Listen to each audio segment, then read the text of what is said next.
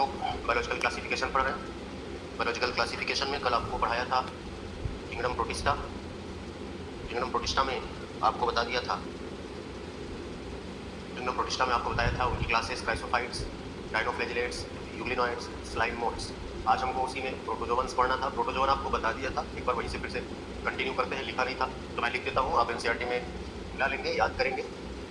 चलिए फिर से बोल रहा हूँ, बायोलॉजिकल क्लासिफिकेशन। बायोलॉजिकल क्लासिफिकेशन में किंगडम प्रोटिस्टा, किंगडम प्रोटिस्टा में क्लास हम लोग प्रोटोजोआ पढ़ रहे हैं, ठीक है, वो हमें पढ़ना था। बाकी क्राइसोफाइट्स, डायनोफ्लैजिलेट्स, यूग्लिनॉइड्स और स्लाइम मोल्ड्स पढ़ चुके हैं, ठीक है। आइए जरा हम बात करते हैं प्रोटोजोवंस की।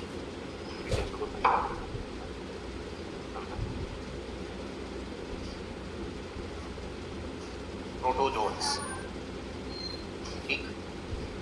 प्रोटोजोवंस की अगर हम बात करें तो प्रोटोजोआ आपको क्लासिफिकेशन में बताया है हमने कि जो प्रोटोजोआ है, पहले हम लोग इसको एज अ फाइलम पढ़ा करते थे, phylum protozoa in the kingdom animalia.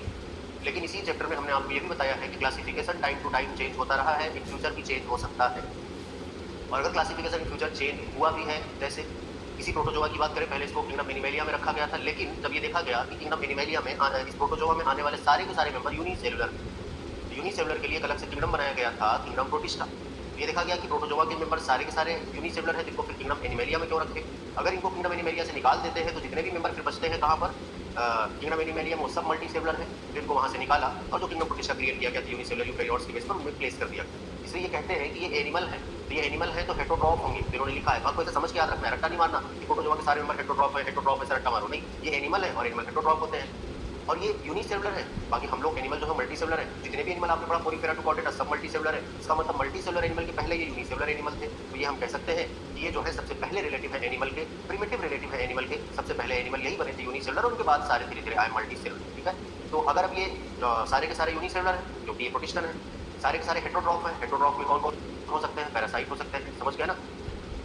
उसके बाद हम लोग बात करेंगे कि ये प्रिमिटिव रिलेटिव ऑफ एनिमल है, ये बता दिया। इनकी अलग अलग, ये फ्री लिविंग भी होते हैं, पैरासाइट भी होते हैं। इनकी अलग अलग ग्रुप्स हैं, जैसे amoeboid protozoan, ciliated protozoan, flagellated protozoan, sporozoans, ठीक है ना। सीलिएटेड प्रोटोजोवन अलग अलग। तो आइए जरा हम देखते हैं ये कैसे कैसे होते हैं। अगर हम लोग प्रोटोजोवंस की बात करें तो कह रहे हैं कि ये सारे के सारे यूनिसेलुलर हैं, ये हमको पता है क्योंकि हम प्रोटिस्टा पढ़ रहे हैं, लिखने की जरूरत नहीं है कि सब के सब यूनिसेलुलर, ठीक है ना। हम ये मान सकते हैं ऑल प्रोटोजोवंस आर, हम ऐसे बोले ऑल आर हेट्रोट्रॉप्स। ये सारे के सारे जो है वो हेट्रोट्रॉप्स हैं, ये सारे के सारे जो है वो क्या है, हेट्रोट्रॉप्स हैं, ठीक है ना।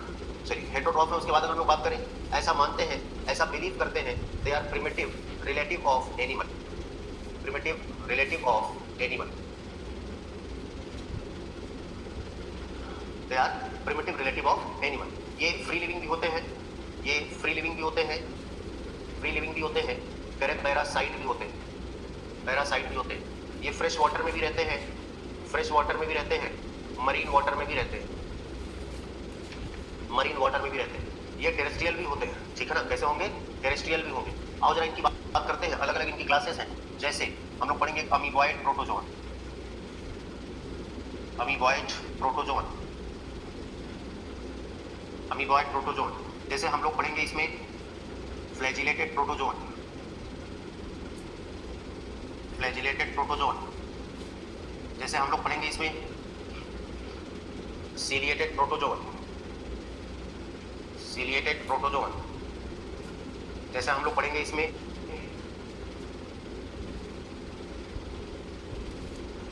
स्पोरोजोवंस, जैसे हम लोग पढ़ेंगे इसमें स्पोरोजोवंस। इनका नाम क्यों पड़ा अमीबॉइड प्रोटोजोवन, क्योंकि इनमें अमीबा के जैसे स्यूडोपोडिया बनता है, जिसे हम फॉल्स फीट बोलते हैं, जो कि फूड कैप्चरिंग और लोकोमोशन में मदद करता है। फ्लैजिलेटेड प्रोटोजोवन इसलिए बोला क्योंकि इसमें फ्लैजिला बनते हैं। सीलिएटेड प्रोटोजोवन इसलिए बोला क्योंकि इसमें सीलिया बनते हैं। स्पोरोजोवन इसलिए बोला क्योंकि इनकी लाइफ में स्पोर्स लाइक स्टेज आते हैं। चलिए हम आगे बढ़ते हैं, एक एक करके इन्हीं के बारे में पढ़ते हैं। सबसे पहला है अमीबॉइड प्रोटोजोवन, सबसे पहला है अमीबॉइड प्रोटोजोवन, ठीक है ना। अमीबॉइड प्रोटोजोवन, इसी कोई दिक्कत तो नहीं है।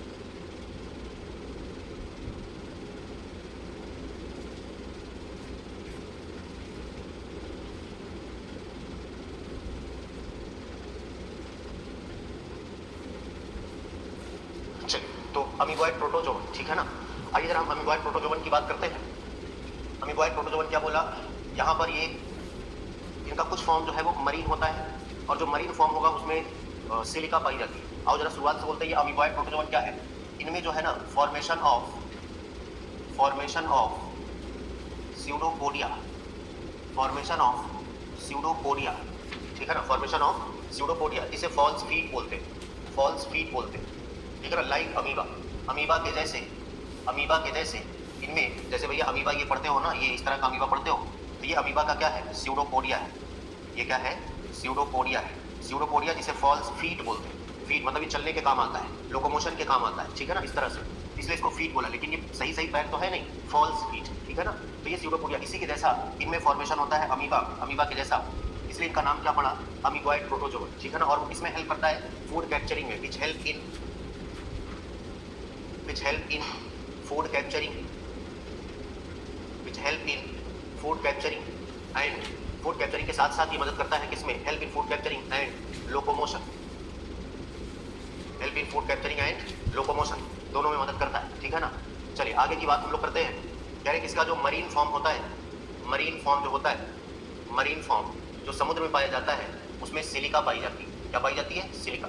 इसका पैरासिटिक फॉर्म है, इसका पैरासिटिक फॉर्म है, जो पैरासाइट होता है, पैरासिटिक फॉर्म है, जैसे एंट अमीबा, ठीक है ना, एंट अमीबा,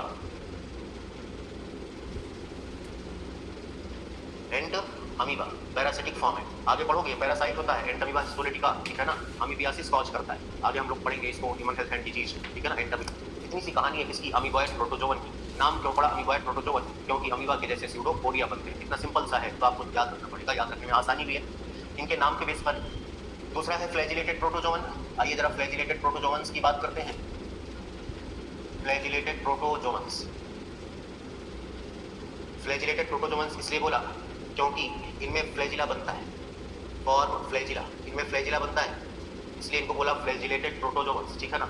इसका पैरासिटिक फॉर्म जो है, इसका पैरासिटिक फॉर्म जो कि पैरासाइट भी होता है, इसका पैरासिटिक फॉर्म जो है वो डिजीज कॉज करता है, कॉजेज डिजीज, कॉजेज डिजीज, ठीक है ना। तो वो कौन सा डिजीज है और वो कौन सा फॉर्म है इनका, जैसे ट्रिपैनोसोमा, ट्रिपैनोसोमा, ट्रिपैनोसोमा जो है वो एक फ्लैजिलेटेड प्रोटोजोवन है, कॉज स्लीपिंग सिकनेस, क्या कॉज करता है, स्लीपिंग सिकनेस कॉज करता है, ठीक है ना, स्लीपिंग सिकनेस कॉज करता है, क्या कॉज करेगा, स्लीपिंग सिकनेस कॉज करेगा, निद्रा रोग, ठीक है ना। इतनी सी कहानी है फ्लैजिलेटेड प्रोटोजोवन की। इसके बाद आते हैं ciliated protozoan, ciliated protozoan, ciliated protozoan जिनमें सीलिया पाए जाएंगे, इनमें सीलिया प्रेजेंट होंगे, सीलिया पाए जाएंगे, इसलिए क्या बोला, सीलिएटेड प्रोटोजोवन, ठीक है ना। जैसे